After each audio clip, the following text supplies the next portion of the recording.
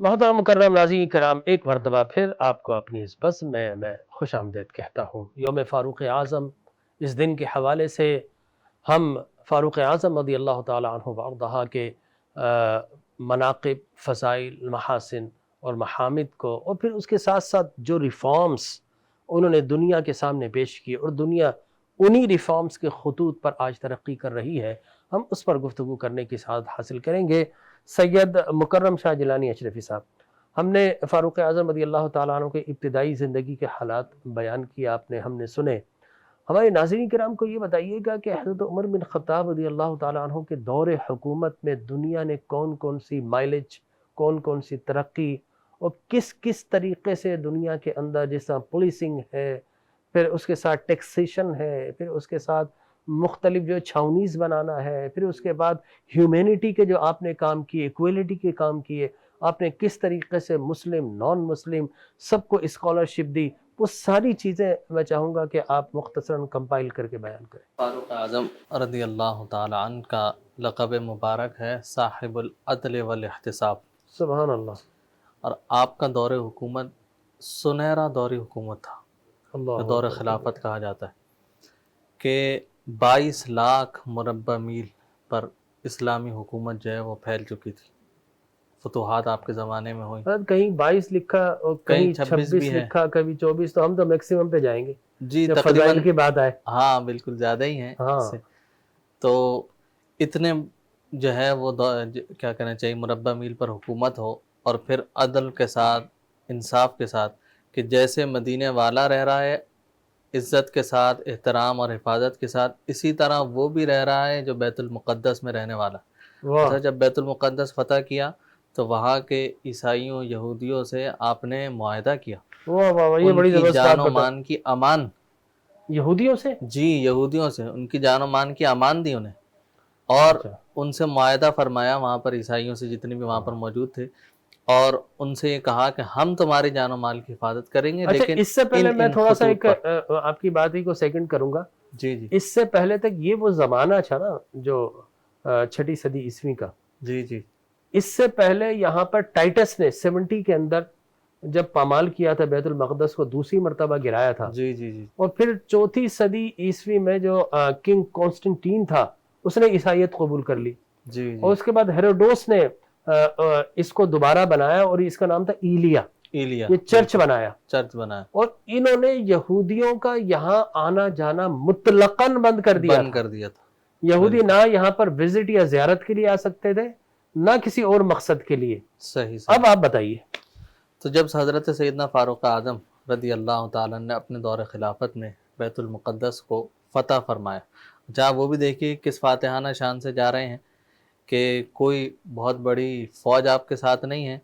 کوئی بڑے بڑے سپہ سالار ساتھ نہیں، جبکہ وہ موجود تھے، حضرت خالد ابن ولید رضی اللہ تعالیٰ عنہ، حضرت سعد ابن ابی وقاص اور دیگر اصحاب جو اس وقت موجود۔ ایران بھی آپ ہی کے دور خلافت میں فتح ہوا، سبحان اللہ۔ تو وہاں تشریف لے جا رہے ہیں، تو ادن، قیصر، کسریٰ، بڑے بڑے جو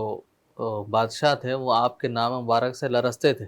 اچھا، اسی وجہ سے روم کا ایک ایلچی آیا تھا مدینہ منورہ واہ، ملاقات کرنے کے لیے، کہ میں ذرا دیکھوں کہ مسلمانوں کا خلیفہ ہے کون کہ جس سے ہمارے بادشاہ ڈرتے ہیں۔ جب وہ دیکھنے کے لیے آیا تو آپ کی کیفیت کیا تھی کہ مدینہ منورہ میں ایک درخت کے نیچے لیٹے ہیں واہ اور واہ آرام واہ، فرما رہے سبحان اللہ، کیا ہیں دن بات کی ہے، روشنی میں، سبحان نہ اللہ۔ کوئی محافظ ہے، ہاں، اس نے نہ پوچھا کوئی نا کہ ساتھ ویئر کھڑا، از یور وائٹ ہاؤس، جی یور میں نے پیلس، آپ یور کے کنگ۔ خلیفہ کا محل کہاں ہے؟ ہاں، تو اب جو خاتون تھی بڑھیاں وہاں کے مدینہ منورہ کے رہنے، انہوں نے کہا ہمارا خلیفہ کسی محل میں نہیں رہتا، جی ہاں، وہ سامنے درخت نظر آ رہا ہے، اس نے کہا، اللہ اس نے کہا اس اکبر۔ کے نیچے ایک شخص ہے، اس نے کہا وہی خلیفہ ہے، اس نے کہا اور کہ وہ آج وہاں میں گیا۔ جان گیا کہ مسلمانوں کی ترقی اور عظمت کا راز کیا ہے۔ جی بالکل، اور اس نے واہ وہاں جا کر کہا کہ عمر، تم جس چین کی نیند سے اس وقت سو رہے ہو، یہ اس بات کی دلیل ہے کہ تم نے زمین پر عدل کیا، واہ، کیا اللہ کی بات ہے، زمین پر تم نے سبحان اللہ۔ عدل کیا۔ تو وہاں گئے بیت المقدس فتح کرنے کے لیے، ایک غلام ساتھ ہے، ایک سواری ہے، جو کپڑے پہنے ہیں اس پہ بھی پیوند ہے۔ پیوند لگے۔ اچھا، آپ نے غلام سے کہا کہ بھئی کچھ راستے میں سواری رہوں گا، تم پیدل چلنا، پھر تمہاری باری ہوگی تم سوار رہنا، میں پیدل چلوں۔ جب بیت المقدس قریب ہائے ہوا ہائے ہائے، سبحان تو اللہ، غلام نے کہا، کیا حضور بات ہے۔ باری تو میری ہے، لیکن آپ فاروق اعظم ہیں، خلیفہ رسول ہیں، جانشین رسول ہیں، مسلمانوں کے خلیفہ ہیں، آپ سواری پر بیٹھیں، ایک عزت ہے، ایک احترام ہے۔ تو غصہ آ گیا، فرمایا تم کیا سمجھتے ہو عمر کی عزت سواری سے ہے؟ عمر کی عزت سواری سے نہیں ہے، عمر کی عزت غلامی رسول سے ہے۔ سبحان اللہ، ایک وقت وہ تھا کہ جب عمر کے والد نے اس بات پر مارا کہ میں اونٹوں کو لائن میں نہیں کھڑا کر سکتا تھا، اور آج محمد عربی کی غلامی میں یہ مقام، یہ مرتبہ عمر کو ملا ہے کہ 22 لاکھ مربع میل پر عمر کا سکہ اور حکومت چل رہی ہے۔ یہ حضور کی نالین کا صدقہ ہے۔ فرمایا سواری سے عزت نہیں ہے، عزت غلامی رسول سے۔ یہ بتایا، اور آپ ذرا سا غور کیجئے کہ مسلمانوں کا کیسا سنہرا دور تھا، کہ بزرگان دین فرماتے ہیں کہ کھجور کھاتے تھے، اونٹوں پر سفر کرتے تھے، لیکن دنیا پر حکومت کرتے تھے۔ آج بڑے بڑے محلات میں رہتے ہیں، روز رائس میں گھومتے ہیں، بڑی بڑی گاڑیاں ہیں، سب کچھ ہے، لیکن عزت احترام وہ نہیں ہے جو اس وقت تھا۔ اچھا، جب آگے گئے تو مسلمانوں کے کمانڈر عبیدہ بن جرہ تھے، جی انہوں نے کہا امیر المومنین آپ آئے سفر سے، تازہ لباس پہن لیجئے، لے کر گئے وہ اچھا سا لباس کہ یہ لوگ یہاں پر ایسا لباس پہنتے ہیں، آپ کو یہ دیکھیں گے، تو آپ نے وہاں پر بھی عبیدہ بن جرہ کو کہا، جی بالکل نا۔ اور پھر وہ لباس، سادہ لباس پہ جب گئے تو آپ کی بات بالکل صحیح تھی کہ اس شان سے امت کا امام آتا ہے، خود تو پیدل ہے، سواری پہ غلام نظر آتا ہے۔ اور پھر انہوں نے وہ دے دی چابیاں کہ ہماری کتابوں میں یہ لکھا تھا، ہماری کتابوں میں یہ لکھا تھا کہ محمد عربی صلی اللہ علیہ وسلم کا ایک غلام آئے گا، اس شہر کو آزاد کرے گا، اور اس شان کے ساتھ داخل ہوگا کہ غلام سواری پر ہوگا اور آقا پیدل چل رہے ہو۔ انہوں نے فوراً آپ کو دے، نہ کوئی جنگ ہوئی، نہ کوئی زیادہ معاملہ ہوا، بیت المقدس جو ہے وہ آپ نے فتح فرمایا۔ پھر اس کے بعد ان سے معاہدہ کیا، ان کو ان کے حقوق دیے کہ تم عزت احترام کے ساتھ اپنی عبادت گاہوں تک محدود رہ کر اپنے رسم و رواج کو اپناؤ، مسلمانوں کے معاملات میں مداخلت نہیں ہوگی، ان کو کسی قسم کی کوئی تکلیف نہیں پہنچائی جائے گی جیسے کہ پہلے پہنچائی جاتی تھی۔ اور بعد میں پھر آپ نے دیکھا کہ جب تاریخ اس بات کی گواہ ہے کہ جب دوسروں نے حملہ کیا بیت المقدس پر تو مسلمانوں کا قتل عام بھی کیا، ان کا خون بھی بہایا۔ کروسیڈ وار میں، جی کروسیڈ وار میں بالکل اس طرح ہوں، بلکہ وہ خود جو ان کا جرنیل تھا، اس کے یہ نام اس وقت میرے ذہن میں نہیں، اس کا یہ بیان تھا کہ جب ہم بیت المقدس میں داخل ہوئے تو ہمارے گھوڑوں کی ٹانگیں خون کے اندر بھیگی ہوئی تھی، اتنا خون مسلمانوں کا بہا تھا۔ لیکن فاروق اعظم رضی اللہ تعالیٰ نے ایسا کوئی عمل نہیں کیا، بلکہ ان سے معاہدہ کیا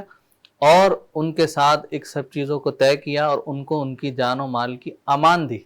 یہ آپ کا ایک بڑا سنہری کام تھا جو آپ کے دور خلافت میں ہوا،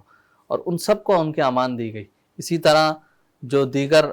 قبائل رہتے تھے، دیگر جو حضرات تھے، ان سب کو بھی ان کی امان دی گئی کہ آپ کی ہر چیز کا جو ہے وہ ضامن جو ہے وہ مسلمانوں کا جو خلیفہ ہے اور وہاں کے جو گورنر آپ نے مقرر کی کہ وہ ہوں گے۔ تو اس طرح عدل و انصاف کے ساتھ ماشاءاللہ۔ ناظرین کرام، علامہ صاحب نے بڑی خوبصورت بات ہمیں بتائی۔ میں یہاں پر ایک چھوٹی سی آپ کی توجہ دلانا چاہوں گا کہ دیکھیں آج یہودی ارض فلسطین پر فلسطینیوں کا خون بہا رہا ہے، حالانکہ ہمیشہ سے اسلام نے ان یہودیوں پر احسان کیا۔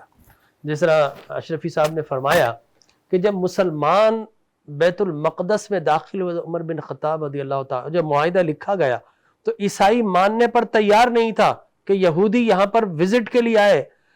حضرت عمر نے کہا کہ ٹھیک ہے، رہائش اختیار کرنے کی اجازت نہ دو، لیکن یہ ان کی بھی مقدس جگہ ہے، کم از کم زیارت کے لیے آنے کی تو اجازت دو۔ تو یہ حضرت عمر بن خطاب نے اس معاہدے میں شامل کروایا۔ اس سے پہلے یہودی اس ارض فلسطین یروشلم میں داخل نہیں ہو سکتا تھا، عیسائی ان کے سر قلم کر دیا کرتے تھے۔ اسی طریقے سے یثرب میں میرے آقا حضور اکرم صلی اللہ علیہ وسلم آئے اور مدینہ بنا تو بنو قریظہ، بنو نذیر اور بنو قینقاع اور خیبر کے یہودی ان کے ساتھ پیکٹ کیا، پیکٹ آف مدینہ، کہ ٹھیک ہے جو رائٹ مسلمانوں کے ہوں گے وہ حقوق تمہیں بھی حاصل ہوں گے، لیکن وہاں پر بھی انہوں نے وعدہ خلافی کی۔ پھر مسلمان اندلس میں داخل ہوا تو وہاں پر بھی عیسائی یہودیوں کو کاٹتا تھا، مارتا تھا، غلام بناتا تھا، لیکن وہاں پر بھی یوسف بن تاشفین اور دیگر نے، جتنے بھی مسلمان سپہ سالار اور مسلمان خلفاء تھے، انہوں نے اسپین میں، اندلس میں اور باقاعدہ دیگر جگہوں پر یہودیوں کو گورنر بنایا، وہاں پر بھی امان مسلمانوں نے دی۔ اس کے بعد جب ہٹلر نے انہیں کاٹ کر رکھ دیا، ان کا جینوسائیڈ کیا، تو اس کے بعد اوٹومن امپائر نے اپنے دروازے کھولے اور ان یہودیوں کو لا کر ترکیہ میں لا کر بسایا کہ ٹھیک ہے ادھر آؤ، ہم تمہاری دیکھ بھال کریں گے۔ لیکن آج وہ یہودی احسان فراموشی کر کے انہی مسلمان اور مسلمانوں کے بچوں کی نسل کشی کر رہا ہے۔ تو یقینی طور پر میں سمجھتا ہوں کہ ہٹلر ہو چاہے وہ یزید ہو، چاہے وہ شداد ہو، چاہے فرعون ہو، چاہے وہ نمرود ہے، وہ سارے کے سارے جتنے بھی شر کے منابع ہیں اور جتنے بھی سمبولک ایسے افراد ہیں جسے دنیا خراب سمجھتی، وہ سارے کے سارے اگر کسی ایک ذات میں جمع ہو گئے ہیں تو ہم کہیں گے نتن یاہو کی ذات میں، جو فلسطینی بچوں کو مار رہا ہے۔ اگر آج عمر بن خطاب کا کوئی صحیح ماننے والا ہوتا تو یقینی طور پر آج وہ لشکر لے کر جاتا۔ زندگی موت اللہ کے ہاتھ میں ہے، لیکن ظالموں کی سرکوبی کرتا۔ علامہ پروفیسر مفتی زاہد اسلم قادری صاحب، میں آپ کی جانب آتا ہوں۔ حضرت عمر بن خطاب نے فلسطین جو ہے وہ فتح کیا، اور اس کے بعد اس سے ہٹ کر انہوں نے آفر دی کہ اس ایلیا میں اس مقام پر نماز پڑھ لو، آپ نے اس سے آگے جا کر نماز پڑھی جو مسجد عمر بنی، آج وہاں پر مسجد اقصیٰ ہے۔ اس کے علاوہ حضرت عمر بن خطاب رضی اللہ تعالیٰ عنہ نے دنیا پر کیا امپیکٹ ڈالا، وہ کون کون سی تعلیمات ہے جس سے دنیا جو ہے انلائٹنڈ ہوئی؟ آپ امام العادلین ہیں، امام الحاکمین ہیں، امام العاشقین ہیں، سبحان اللہ، اور امام المجاہدین ہیں، سبحان اللہ، اور پیارے حبیب علیہ الصلوۃ والسلام کی مراد ہیں۔ اور وہ عمر بن خطاب رضی اللہ تعالیٰ عنہ اگر علم کی دنیا میں دیکھا جائے تو ان سے بڑا کوئی علامہ نہیں، سبحان اگر اللہ، فقہ کی دنیا میں دیکھا جائے تو ان سے بڑا کوئی فقیہ نہیں، اگر زہد و تقوی میں دیکھا جائے تو ان سے بڑا کوئی زہد و تقوی میں نہیں، اور اگر خدمات احادیث میں دیکھا جائے تو خدمات احادیث میں محدثین کرام فرماتے ہیں کہ 1500 سے زائد احادیث کو آپ نے روایت کیا، کہیں پر 1539 لکھی گئی ہیں، کہیں پر 1600 لکھی گئی ہیں، اور اس طرح بہت ساری خدمات ہیں۔ اور اسی طرح وہ عمر بن خطاب رضی اللہ تعالیٰ عنہ جن کی تلوار پر 28,000 شہروں کی فتح اللہ کریم نے لکھ دی تھی سبحان کہ اللہ، یہ عمر بن خطاب رضی اللہ تعالیٰ عنہ کی تلوار جب اٹھے گی تو 28,000 شہروں پہ اسلام کا جھنڈا لہرے گا۔ اور عمر بن خطاب رضی اللہ تعالیٰ عنہ جب میدان عمل میں آئے، انہوں نے آ کر اسلام کا جھنڈا روشن کیا، اسلام کا نام بلند کیا، اور وہاں پر آ کے شریعت محمدی کا پرچار کیا۔ اور میں یہاں پر جس طرح کہ آپ نے تاریخی اوراق کو کھولا اور ہمارے سامنے رکھا، اس سے بڑا دل کو اطمینان ہوا۔ حضرت عمر بن خطاب رضی اللہ تعالیٰ عنہ کی خدمات، اور اس سے پہلے امام الانبیاء نبی پاک علیہ الصلوۃ والسلام نے جو ان یہودیوں کے ساتھ معاملات کیا، آپ کی دانش مندی، آپ کی حکمت، اور آپ کے وہ فیصلے بڑے جو حکیمانہ فیصلے تھے کہ قرآن نے کہہ دیا نا کہ وَلَن تَرْضَىٰ عَنْكَ الْيَهُودُ وَلَا النَّصَارَىٰ حَتَّىٰ تَتَّبِعَ مِلَّتَهُمْ۔ میرے آقا آپ غزوہ بدر سے پہلے کے 15 سال دیکھ لیں کہ ان کی بدماشیاں، ان کی زیادتیاں، آج لوگ کہتے ہیں کہ جی مسلمان بڑے جو ہے نا شدت پسند ہوتے ہیں۔ تاریخ اسلام آ کر یہ بتاتی ہے کہ مسلمانوں کا کیا انداز تھا، کیا طرز تھا، اور کیا ان کا طریقہ کار تھا۔ 15 سال گزر گئے، صحابہ کرام پوچھتے ہیں کہ حضور اب تو اجازت دیں، یہ تو ہمارے گھروں تک پہنچ گئے ہیں، ہجرت ہو گئی ہے، پھر ہجرت کے باوجود گھروں میں پیچھا کیا، گھروں میں آ کر بدماشیاں۔ پھر جب غزوہ بدر کی بات بھی آئی تو اس وقت بھی سرکار علیہ الصلوۃ والسلام نے فرمایا کہ دفاعی حکمت عملی اپنانی ہے، ان کو دکھانا ہے کہ ہم بھی یہ کر سکتے ہیں۔ تو پھر اس کے معاملے میں بعد میں رزلٹ جو نکلا وہ غزوہ بدر ہو گیا۔ پھر اس کے بعد 3، 4، 5، 6 ہجری آپ صلح حدیبیہ دیکھ لیں، وہاں پر بھی میرے آقا کے حکیمانہ فیصلے، دانش مندی دیکھیے۔ غلام عرض کرتے ہیں کہ حضور یہ تو وہ ہیں جنہوں نے ہمیں ستایا ہے۔ حضور نے فرمایا کوئی بات نہیں۔ دشمن جب سامنے آیا، سرکار نے ان کے کپڑے جھاڑے، سینے سے لگایا، فرمایا کیا چاہتے ہو؟ کاغذ بھی حاضر ہے، قلم بھی حاضر ہے۔ فرمایا جو تم بولو گے ہم وہی لکھنے کے لیے تیار ہیں۔ صلح حدیبیہ اگر پڑھ کر دیکھیں، صلح حدیبیہ یہ اس بات کی دلیل ہے کہ اسلام نے آ کر ہمیشہ ایک ہی پیغام دیا ہے، وہ ہے محبت کا پیغام، وہ ہے امن کا پیغام۔ جب صلح حدیبیہ بھی توڑ دیا، سب کو توڑ دیا، اب آگے فتح مکہ، 8 ہجری ہے، فتح مکہ، سارے سرکار کے غلام انتظار میں، اور یہ چھپتے پھرتے ہیں کہ آج تو ہماری خیر نہیں ہے، کیونکہ ان کو پتہ تھا کہ ہم نے کیا کیا گل کھلائے ہیں۔ تو اب سرکار علیہ الصلوۃ والسلام کے غلام انتظار میں کہ حضور حکم فرمائیں ہم ان سے بدلے لیں۔ لیکن سیرت عربی، سیرت مصطفیٰ، سیرت رسول، طبقات ابن سعد اور تاریخ اسلام آپ دیکھیں، البدایہ والنہایہ، طبقات ابن سعد دیکھیں، ان کے اندر یہ بات لکھی گئی ہے کہ سرکار علیہ الصلوۃ والسلام نے فرمایا کہ آج بھی محمد عربی ایک پیغام دینا چاہتا ہے، وہ پیغام محبت ہے۔ اور آگے روایت کے لفظ ہیں لا تثریب علیکم اليوم فاذهبوا انتم الطلقاء، فرمایا کہ جاؤ، آج کے دن یہ اعلان عام کیا جا رہا ہے کہ ہم نے تمہیں اپنے کھلے دل سے معاف کیا ہے۔ تو یہ تو میرے آقا علیہ الصلوۃ والسلام کی وہ تاریخ اسلام کی ایک روشنی جو سرکار کی زندگی تھی۔ حضرت عمر بن خطاب رضی اللہ تعالیٰ عنہ نے آ کر جس طرح کی حکومت کی ہے، انہوں نے پوری دنیا کو ایک پیغام دیا کہ حکومت کس طرح کی جاتی ہے۔ اور سب سے پہلا پیغام یہ دیا، آپ نے خطبات کے اندر ارشاد فرمایا کہ حکومت جو کرنی ہے یہ مربع میل کی قید نہیں لگانی، فرمایا ہم لوگوں کے دلوں پہ حکومت کرتے ہیں۔ اور ہم لوگوں کے دلوں پہ حکومت کرتے ہیں، اور فرمایا کہ میرے ایک ہی پیغام ہے کہ ہمارا جو سر ہے وہ جھکتا ہے خدا کے لیے، دل جھکتا ہے مصطفیٰ کے لیے۔ اور آپ نے آ کر محبت مصطفیٰ کو عام کیا، آپ نے سب سے پہلے وزراء کو، جرنیلوں کو، آپ نے بڑے بڑے فوجوں کو، جب سارے چیزوں کو بنا دیا نا، تو فرمایا کہ ایک ہی پیغام لے کر جانا ہے، ہم سب خادم ہیں، یہ ہماری جتنی رعایا ہے نا ان کے بارے میں پوچھا جائے گا۔ آپ نے اپنی رعایا کی ہر سہولت کا اہتمام فرمایا، کہیں پر جانوروں کے حقوق کو دیکھا تو ان کے لیے کنویں بنوا دیے، کہیں پر غرباء کو دیکھا تو ان کے لیے جگہ بنا دی، کہیں پر فلاحی ادارے بنوا دیے، کہیں پر پرندوں کے پانی پینے کے لیے جگہ بنا دی، اور خود کا انداز یہ ہے کہ راتوں کو اٹھ کر لوگوں تک اناج پہنچاتے ہیں۔ اگر عرش اولا کے رب نے پوچھ لیا تو میں کیا جواب دوں گا؟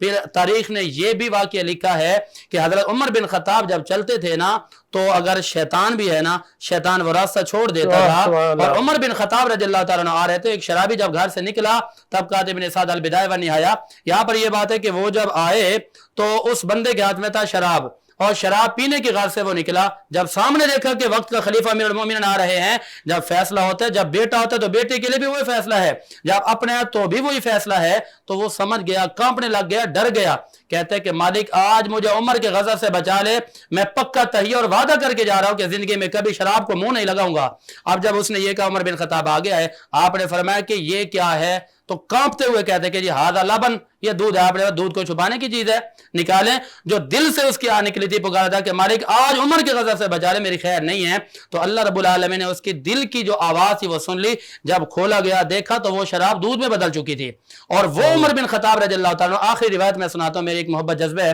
میں چاہتا ہوں کہ یہ روایت سناؤں، سرکار علیہ الصلوۃ والسلام کی حدیث کا میں اپنے جملے میں اس کی وضاحت پیش کر رہا ہوں، جملے میں ہی ایک جملے میں اپنی محبت پیش کر رہا ہوں کہ مومن عمر بن خطاب سے دور رہ نہیں سکتا، منافق ان کے قریب آ نہیں سکتا، شیطان عمر بن خطاب کے نام کو سن کر بھاگ جاتا ہے، اور جو عمر بن خطاب کا نام سنتے ہیں ان کے ایمان میں اضافہ ہو جاتا ہے۔ ام عائشہ راوی ہیں حدیث پاک کی، ترمذی کی حدیث پاک ہے 3691 ہے،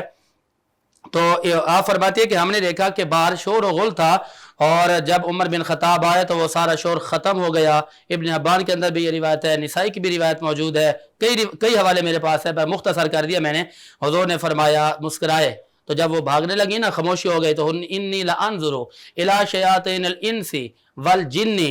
قد فروا من عمر، میرے نبی نے فرمایا کہ میں دیکھ رہا ہوں کہ جب عمر بن خطاب آتے ہیں تو شیطانوں کے جن بھی، انسانوں کے شیاطین بھی بھاگ جاتے ہیں، جنوں کے شیاطین بھی بھاگ جاتے ہیں، اس لیے میں یہ کہتا ہوں۔ اچھا وہ حدیث بتائیے گا کہ میرے بعد نبی ہوتا، ہاں، لا نبی بعدی لکان عمر، سبحان اللہ، یہ بھی فضائل کے باب میں کتاب المناقب فضائل عمر بن خطاب کے اندر ہے کہ اور اگر آپ دیکھنا چاہتے ہیں شیخین کی جو عظمت اور فضیلت ہے، اس کے باب میں بھی یہ روایت موجود ہے۔ سرکار نے فرمایا کہ ما کان محمد رباد میرے جالکم، یہ تو اتر گئی، فرمایا کہ اگر میرے بعد کوئی نبی ہوتے تو وہ عمر بن خطاب ہوتے۔ یہ روایت اس کا مقصد کیا ہے؟ اس کا مقصد یہ ہے، فرضی نبی کی بھی آپ نے کاٹ کر رکھ دیا، بالکل، نہ کوئی ذلی، نہ کوئی فرضی، نہ نہ ذلی کوئی نہ بروزی، نفسی، ایک بالکل نفسی نبی بھی لوگوں نے پیدا کر دیا۔ بالکل، ذلی، بروزی، نفسی، ایک قرآن کریم کی نص قطعی سے جب یہ بات ثابت ہو گئی، قرآن کے نص یہ کہہ رہے خاتم النبیین، نبی علیہ الصلوۃ والسلام فرما کے کہہ رہے ہیں کہ لا نبی بعدی، میرے بعد کوئی نبی نہیں ہے، اور اگر کوئی ہوتا بھی تو عمر کا نام لے لیا۔ اب جو کوئی بات بس ہمیں بریک پہ جانا ہے، انشاءاللہ اس کے بعد گفتگو